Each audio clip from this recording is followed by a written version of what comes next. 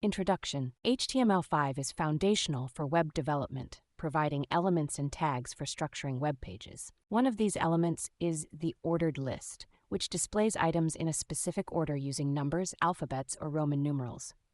Utilizing the ordered list tag, an ordered list is created using the ol tag, with each item specified using the lie tag.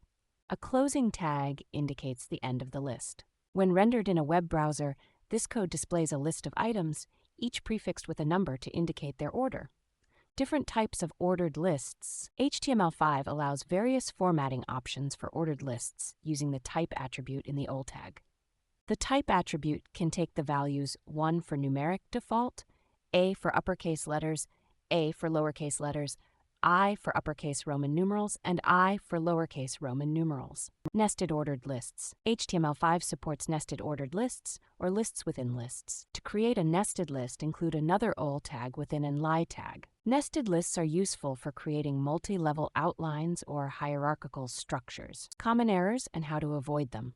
Common errors include forgetting to close the li or ol tag, using the wrong value for the type attribute, and improperly nesting ol and li tags. Always close tags, use proper values for the type attribute, and nest tags correctly to avoid these errors. Tips and tricks: use the start attribute in the ol tag to specify the starting number for your list. Use CSS to customize the appearance of your ordered lists. Use ordered lists when the order of items matters. If order does not matter, use an unordered list.